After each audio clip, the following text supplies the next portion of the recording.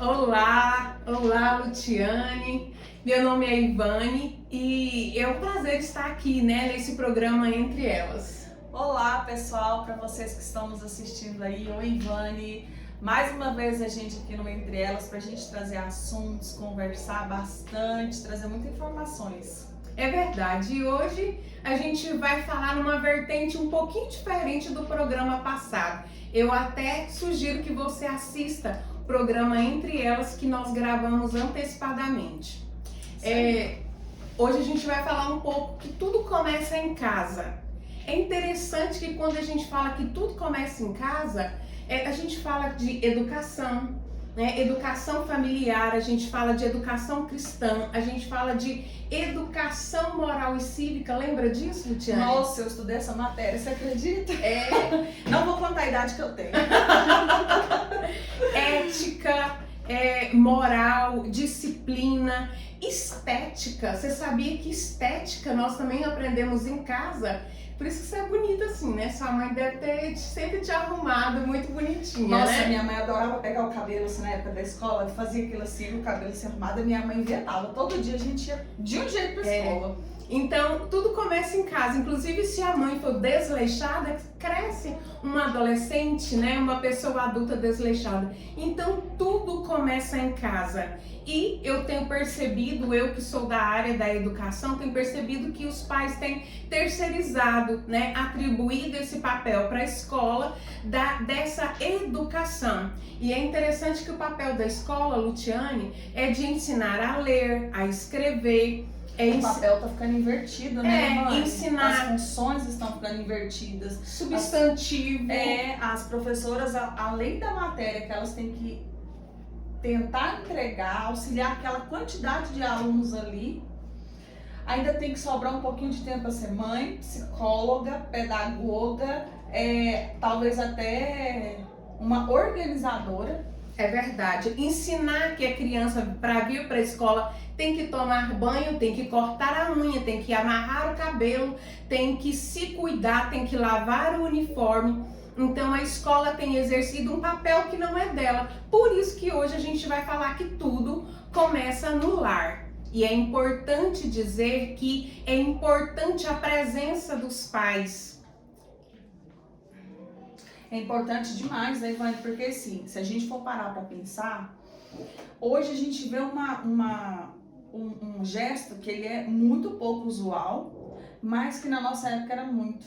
Por exemplo, a questão de chegar nos mais velhos e pedir bênção, né? A gente chegava nos tios, até nos primos mais velhos. Eu tenho primos mais velhos que a gente chegava e pedia bênção.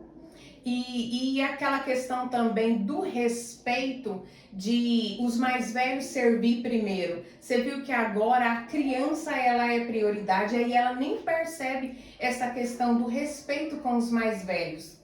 E o ancião, biblicamente falando, em outros países, ele é a pessoa mais importante. E hoje nós que trabalhamos no CREAS, a gente quer informar para vocês que a cada semana nós temos de 5 a 6 denúncias de maus tratos a idosos, de desprezar, de a pessoa não querer mais o idoso. E os filhos, a gente cansa de escutar que eles falam que não é responsabilidade, que coloquem um abrigo.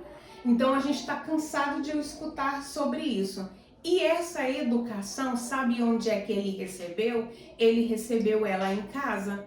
Uma mãe, uma família, cuidava de 6, 7 crianças. A gente escuta história de avós que tiveram 12, 13 filhos.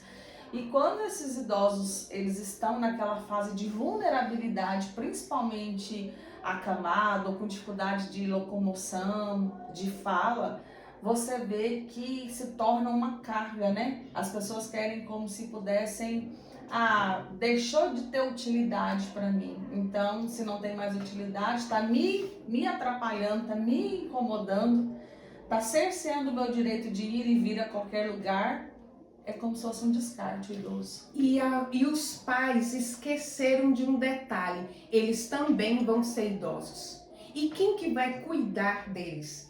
Eu me lembro de quando a minha avó, ela tinha 92 anos E ela foi pegar ali um pau de lenha para colocar na fornalha. E tinha chovido e ela escorregou e quebrou a bacia que fala?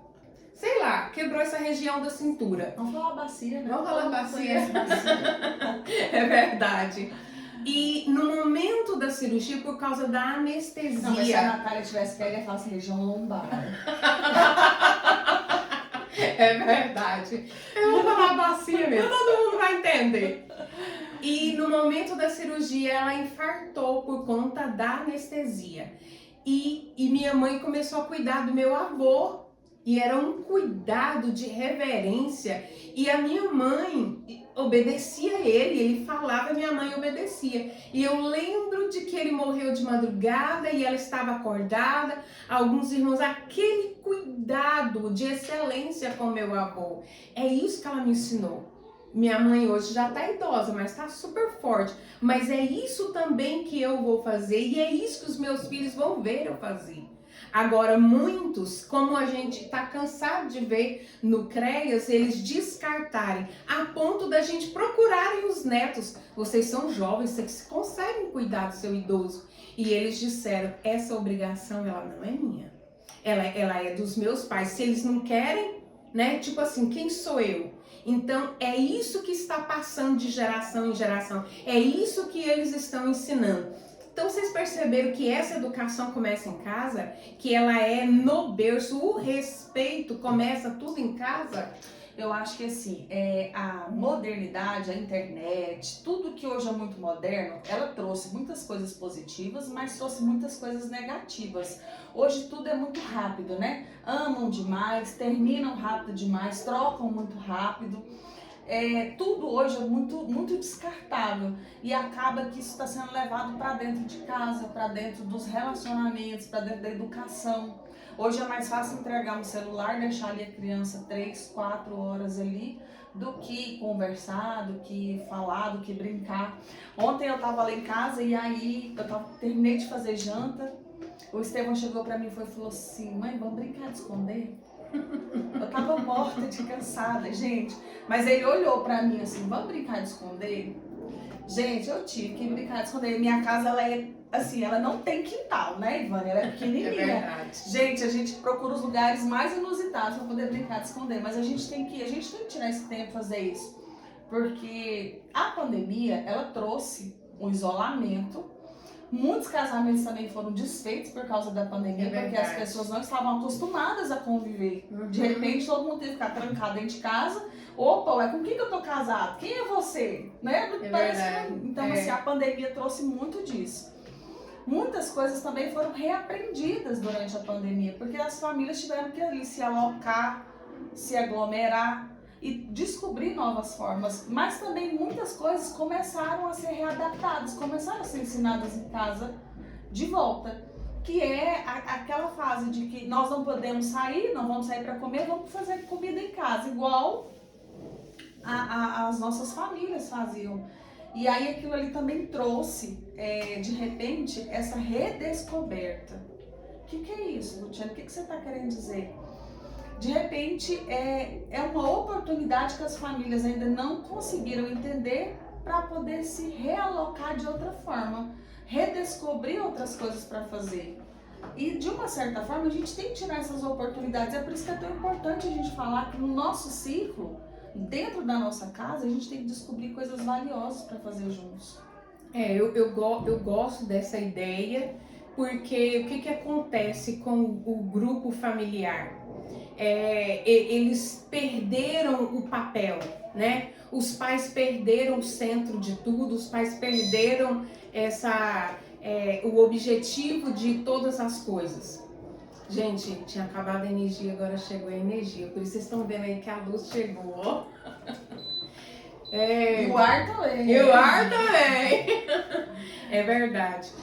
Os pais perderam a essência de olhar para os olhos, de perceber. Já aconteceu no CRES de uma criança chegar e falar que estava sendo abusada por mais de 1 ano? Não, foi entre os meus 9 e os 10 anos. E a gente perguntar para a mãe assim: você não percebeu que o olhar dela estava triste, que ela não estava bem? A mãe dizer: não, para mim estava tudo normal. Uma família que senta à mesa, que olha nos olhos, que conversa, que não come de frente à televisão, ela vai perceber. Vocês sabiam que quem deu a metragem da mesa foi o próprio Deus? Que antes era um bloco de pedra, né, que era dado pelos egípcios. E Deus deu uma visão para Moisés e ele criou toda a mesa, criou tudo. Foi para Moisés?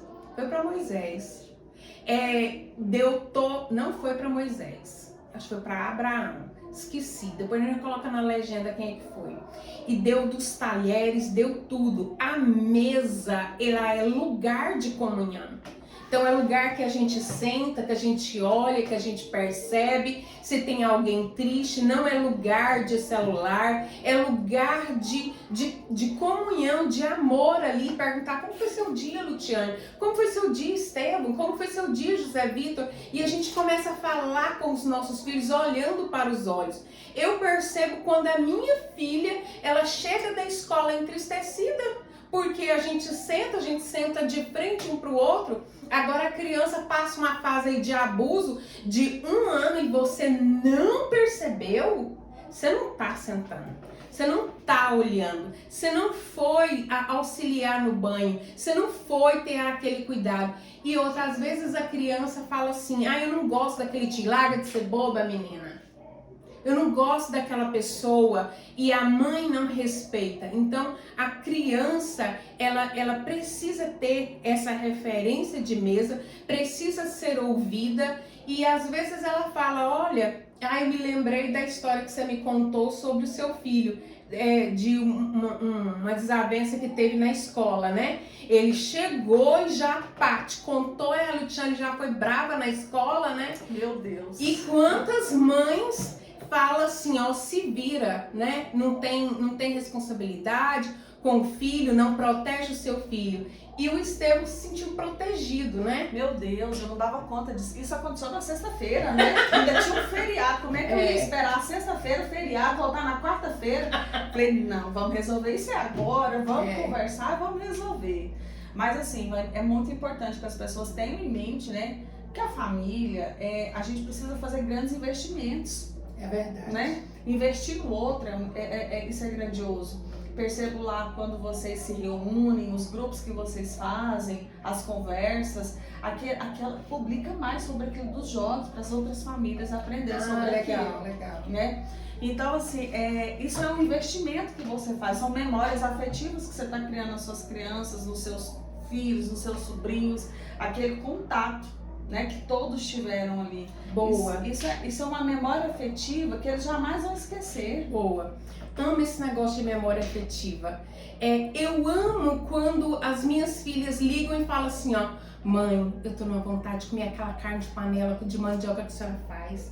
Mãe, eu tô numa vontade de fazer isso e isso, de coisas que eu criei nelas quando elas eram pequenas. De objetos. A Alice não falava Mônica, era Môncaca, né? E ninguém pode ver uma Mônica que fala Môncaca, porque eu gravei, porque eu divulguei, porque, Senhor, tudo que eu fiz, eu criei memórias, levava para o parque, fazia um monte de coisa. E aí muitas crianças hoje não têm memória afetiva dos pais, né? E outra, até os 7 anos, você sabe que tem uma parte do cérebro que liga os pais. Por que tem muita criança que não ama os pais, que cresce, que bate nos pais? A gente trabalha nisso, a gente vê quanta violência tem, porque até os 7 anos não teve aquela ligação de amor, de beijo, de prestar atenção, não teve. E aí é engraçado que quando as pessoas falam assim: eu não vou adotar a criança acima de 7 anos porque eles não nos amam. É por conta dessa ligação até aos 7. Então ele precisa nos amar porque nós somos, né? Por quem nós somos. E às vezes a mãe não cria uma memória para entender quem ela é naquela criança. Então, até aos 7 anos, que fecha uma parte do cérebro, a mãe e os pais precisam criar essa memória de jogar um futebol, de jogar um videogame, de fazer uma aposta, de fazer sempre algo. Você sabe Nesse que dia de calor, você já pensou em comprar aqueles balões, encher de água, fazer uma guerra de balão dentro de casa? Ele nunca vai esquecer. se eu pudesse fazer uma ligação para minha filha mais velha, eu ia perguntar a ela assim, ó, quando a gente fazia compra, o que você mais gostava? Ela ia falar assim, que a senhora comprava uma caixa de bombom, eu sentava na mesa, na cama com elas, olha a ideia, e a gente só podia sair da cama depois que começa a caixa de bombom completa. Então, enquanto tivesse o bombom, a gente tinha que ficar na cama comendo. E esse era o momento que a gente conversava, que a gente brincava e era na cama. E eu também já comprei roupa tudo igual. Eu acho que no meu Instagram tem a gente de blusa amarela, todo mundo de abelhinha. Eu amo amarelo, né? E aí todo mundo de roupa igual. Pijama igual, a gente tem pijama igual. E você vê, eu já tô com 50 anos, eu tenho filha de 26 anos e a gente ter pijama igual. E elas amam quando eu chego tudo, que na etiqueta tem que escrever com aquela caneta permanente a letra, porque senão nós vamos misturar os pijamas, isso é criar memória afetiva. E outra, a Larissa, esses dias eu comprei aquela sandália marrom, sabe? E ela falou, mãe, eu quero. E aí de vez em quando ela fala assim, mãe, que ela já tá casada hoje, mãe, você vai com essa sandália hoje? Porque a gente tem igual, ela quer me copiar, ela tem referência sobre mim. Se o seu filho não te copia, tem um problema acontecendo. Eu tenho um negócio de sentar na hora do almoço, é muito feio, mas eu coloco uma perna em cima da mesa, em cima da cadeira, sabe? Eu tenho que dobrar minha perna, porque eu sinto dor nas pernas, cansado de salto o dia inteiro. Aí Andra, ela chega, ela senta igualzinho a mim. E ela nem tá com dor nas pernas pela idade dela ainda, mas ela me copia. Então os filhos precisam ser inspirados por nós. Você viu que tudo começa em casa? O amor, essa questão, se ligar, tudo parece em casa. Tudo começa em casa. E se a gente não se atentar a isso, como tudo é repetitivo, também, né, a gente fala das coisas boas, das memórias afetivas, mas também o mau comportamento, ele também começa em casa. As coisas feias também começam em casa. Quando eu não ensino a honestidade, quando eu ensino para aquela criança que caráter é aquilo que quando ninguém tá vendo, é o que ele tá praticando. Uma coisa é ele fazer na minha frente, uma coisa é ele fazer aquilo que eu ensinei quando eu não estiver por perto. Então, assim, esses exemplos, tudo começa em casa também. A forma da violência, a forma como eu respondo, como eu trato o outro. Licença, muito obrigado, pode passar, né? Esses bons modos a gente precisa ensinar, a gente precisa fazer essa aposta que eu falo. Ensinar os nossos filhos sobre planejamento financeiro, levar eles no supermercado, mostrar para eles, olha, isso aqui é o preço da bolacha, isso aqui é o preço do café, isso aqui é o preço que eu pago, para eles terem noção do valor do dinheiro, saber que aquilo ali foi algo que o pai e a mãe trabalhou um mês para ir lá fazer a compra do supermercado, para ele ter noção de quanto custaria aquele brinquedo que ele dá birra, para ele saber, para ele entender a realidade dos pais. Para ele entender também sobre quando sair, quando o pai falar não pode, quando a mãe falar não dá para ser agora, né? Ter essa noção, esses exemplos, né, de ensinar para o seu filho também é muito importante, porque a violência, a gente que lida muito com isso, né, principalmente assim lá no CREAS, no CEAM, sobre violência doméstica, quando a gente começa a fazer aquele estudo dos autores, a gente entende que a gente volta lá na mesa da vida que era dele. recorrente, né? Era o pai praticava. Esses dias atrás eu fui fazer a entrevista de agora para o próximo grupo. Ele falou assim, não, na minha casa meu pai batia na minha mãe, depois o meu pai morreu, o marido dela, que ela casou, batia nela. Depois ele batia em nós, e minha irmã casou com um rapaz e o marido dela batia nela. Então, assim, as cenas de violência eram gritantes em todo o círculo familiar dele ali. É verdade. Então a gente tem que entender que isso são investimentos. Às vezes eu me pego pensando assim, quando eles começam lá em casa são 3 meninos, né? Quando o atrito começa, lá em casa a gente tem uma camiseta. Vou contar pra vocês a história da camiseta. Lá em casa tem uma camiseta, né? Assim, ela é um pouco maior.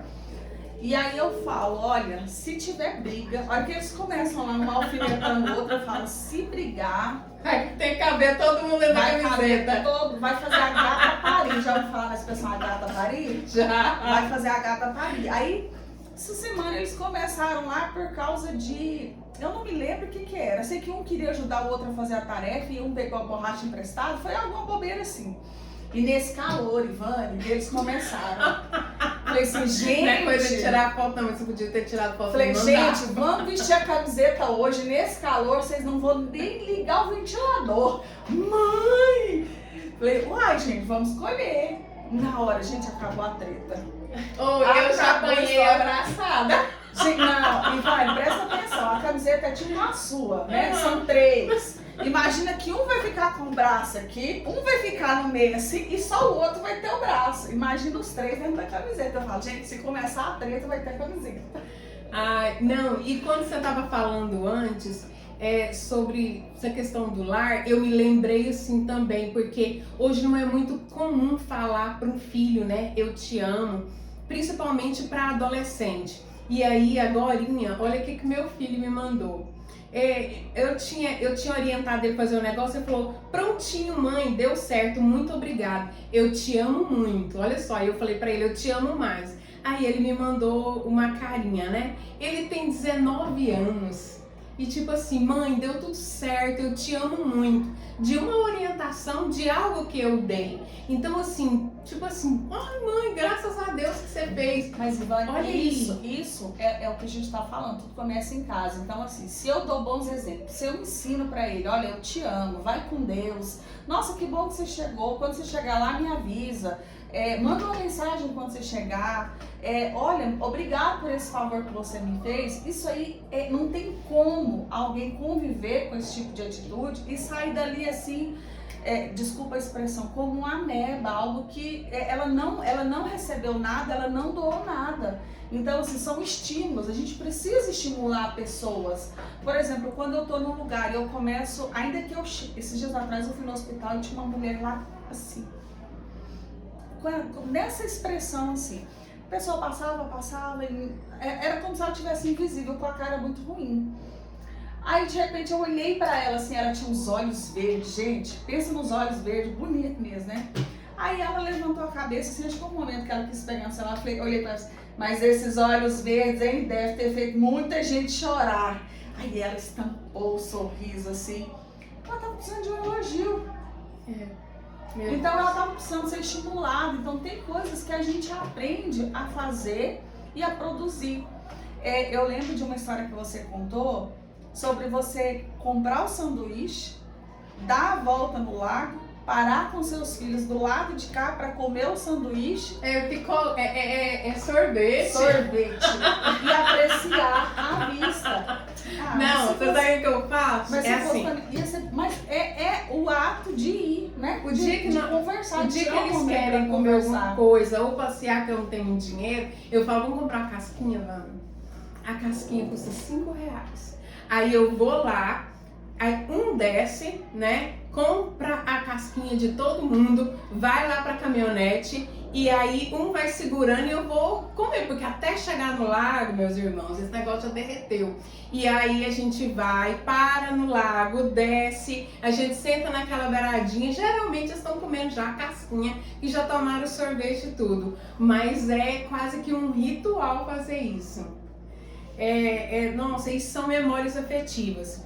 Uma coisa que eu quero alertar muito os pais e aconselhar os pais também, às vezes o professor chama você na escola e fala, seu filho tá xingando, a mãe fala assim, ele tá aprendendo isso na escola. Seu filho não tem um comportamento adequado, seu filho não respeita, o seu filho não para sentado, o seu filho... E acaba dando um feedback do tanto que ele tá dando trabalho ali no hall escolar. Você sabia que quando a professora fala isso, é de responsabilidade sua sentar com ele, né? Sentar com ele e conversar sobre esse assunto? E eu até sempre sugiro lá no consultório sobre como educar o filho, né? Ele não tá ouvindo. Aí você senta com ele e fala assim: meu filho, o que você fez? Fala em uma travessura aí. Xinguei na escola. Ah, eu xinguei lá na escola. Isso é certo, Luciane? Não. E o que você deve fazer agora? Pedir desculpa. Você viu que eu não briguei? Que ela reconheceu? Isso gera educação. Agora, se eu levantasse, começasse a catar a panela lá e falar assim: você fez isso, papapá, e ou tal. prefere xingamento? Você fez isso e tal. Isso não gera educação. Aí, parabéns, Luciane, por ter falado a verdade. Você é muito corajosa, porque para falar a verdade tem que ter coragem. É mais fácil mentir, dizer que a professora estava mentindo. Parabéns. Mamãe está muito orgulhosa de você. Mamãe te ama, Deus te abençoe. Isso nunca mais vai acontecer. Amanhã eu vou entrar na escola, a gente vai pedir desculpas juntos. Isso constrange, né? É uma forma de constranger diferente. É uma atitude que gera educação. Porque a gente não gera educação andando, falando, gritando. Eu já falei milhões de vezes para você, mas tem que falar milhões mesmo, que a Bíblia manda encucar. O que é encucar? Falar, falar, falar. Outro dia: minha filha, o que você fez na escola? Pulou o muro. Pulou o muro, minha filha. E não, tá certo? Pra jogar bola. Gente, eu pulava o muro pra jogar bola.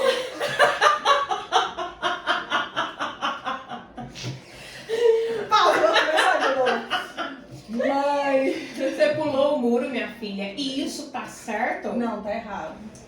E o que você tem que fazer de agora em diante? Não vou mais pular o muro. Vê se o banana eu passasse arrastando as bolas. Gente, o professor Banana. Quem lembra do professor Banana? Quem não Ele lembra? pegava as bolas, punha tudo dentro da rede, assim, passava arrastando aquilo assim. Gente, era a mesma coisa, assim, vem menina, joga a bola. Ai, meu Deus. Então tem Te amo, professor.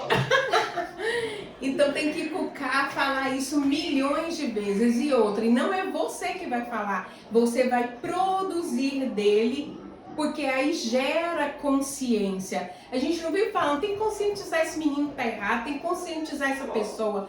Você gera, você não conscientiza ninguém, você gera. Então você gera perguntando: e aí, o que você fez? Tá certo? Então, e outra, é muito mais fácil falar mentira. Falar: eu não pulei, levantaram um falso contra mim, essa escola me persegue, essa professora me odeia. Ela fica jogando, né, coisas em Fica mim. jogando coisas, só porque ela quer que eu seja transferido de lá. É muito mais fácil falar isso. Mas falar a verdade é um ato de coragem. Então o que a mãe deve fazer? Agradecer, né? Agradecer. E outra coisa, né? A gente tem que lembrar que é mais fácil eu gerar isso que você está querendo, com a mãe e o pai, gerar isso na criança pelo respeito do que pelo medo. A gente sabe que isso funciona muito mais. É muito mais gerador, positivamente, até a psicologia positiva fala, é melhor quando eu gero nele o respeito do que eu gerar o medo, o pavor. Nossa, eu vou chegar lá em casa, eu vou apanhar. Aí ele já sabe que ele vai apanhar. Por quê? Porque o pai e a mãe prometem que vai bater. Não gerou nele essa consciência de educação, de que eu não posso repetir, que o que eu fiz foi errado, que o desrespeito foi errado, que falar alto com a professora estava errado, porque ela é a pessoa ali de educação naquele momento, ela é a mentora daquela sala, ela está ali para poder fazer com que eles, né, o coletivo ali, alcance um objetivo. Então eu desrespeitei aquela figura de notável saber muito mais do que eu que está ali para conduzir a sala. Então ele precisa fazer isso, repetir para que a criança entenda. Eu não posso fazer porque isso é um desrespeito, eu fiz algo errado. E não porque eu vou chegar lá em casa e vou apanhar. O apanhar não vai gerar nada. Vai fazer o quê? Vai gerar nele o sentido de que qualquer coisa eu resolvo na violência. Você sabia que você falando aí de temor, Quando Jesus morreu na cruz para nos salvar, ele foi gratuitamente, se entregou lá no nosso lugar, e aquele amor nos constrangeu a ponto de eu também me dar para o cristianismo, para o evangelho, por conta daquele amor. Jesus nunca falou assim, ó, se você não fizer as coisas certas, você vai para o inferno, porque você não merece o céu. Ele veio com um amor constrangedor a ponto de a gente nos doar por ele. E esse é o modelo, né, que a gente deve seguir. O nosso amor, ele tem que ser tanto, a nossa ação tem que ser tanta que vai constranger essa criança, né? Eu lembro da última vez que meu filho me fez chorar. Eu chorei tanto, porque eu pensei assim, Senhor, o Senhor não volta hoje não. O Senhor não volta não, porque meu filho errou e ele não vai para o céu na condição que ele está. E eu chorei e falei, Senhor, eu não aceito o meu filho, né, em condição nenhuma errada. E eu chorei muito. E ele me fez uma promessa, sabe? Mas e hora nenhuma eu fiquei brava com ele, mas o amor constrangeu ele tanto que hoje ele fala, mãe, eu te amo muito. Aí eu sempre falo, né? Te amo mais, né? E então assim, o amor é que constrange. Eu tô com muitos anos que não tô na sala de aula, mas a gente percebe uma mãe que grita o tempo inteiro, uma mãe que bate demais, um pai que chega em casa e não quer saber dos filhos. É notório, porque é uma criança que aceita pouco, que não tem um comportamento homogêneo com os demais da sala. Então é perceptível um lar desestruturado. Isso é tão sério.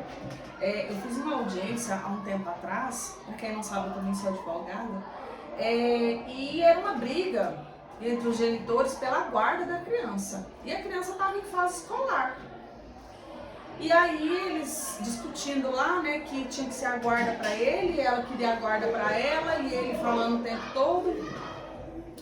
E aí, e toda a vida, a guarda de fato foi da genitora. A mãe sempre esteve aos cuidados. Então ali, por causa do final do relacionamento, na verdade, mesmo quando eram casados, quem sempre fez o papel de ir na escola, de pegar boletim, de assinar, de tudo, sempre foi a mãe. Então a mãe sabia tudo. E uma das perguntas, né, foi suscitado para ele. Quantas vezes o senhor já assinou boletim na escola? Quem que era a professora? O senhor tinha mais contato com todas as professoras? Quem que era mais acostumado a entregar a criança?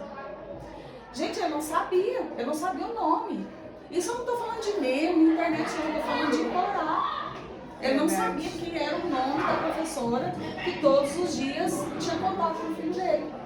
Então assim, você vê como uma pessoa não gerou intimidade, não gerou nada, queria brigar por uma outra pessoa.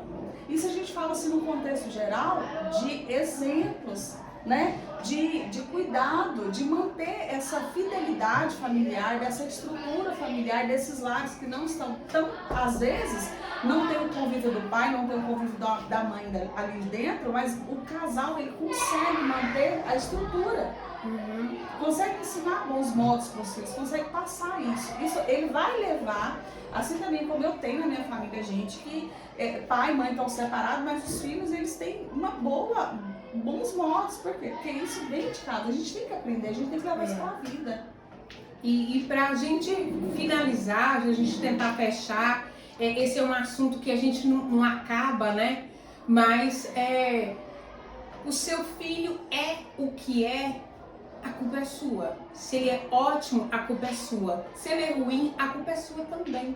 A culpa é dos pais, a culpa não é da escola, a culpa não é da igreja, não é da sociedade, a culpa é dos pais, que terceirizou ou talvez nem terceirizou, não assumiu a responsabilidade no lar. Se a sua filha, ela se relaciona com qualquer um, é porque você não ensinou para ela que ela não pode se relacionar com menos do que você é para ela. Então, a família, ela precisa ser revista, o modelo familiar precisa ser revisto. Como que serão os seus netos? Você já imaginou isso? Como será os seus netos? A minha filha falou pra mim, mãe, eu só vou ter filho quando se aposentar, porque eu quero que a senhora educa, né, essa educação escolar, porque eu não quero deixar nem meus filhos ir pra escola. Olha o pensamento, né? Eu quero aquela educação da casa, né, de casa e tudo. E eu fiquei pensando assim, por um lado, uau, ela quer que eu eduque o filho dela, né?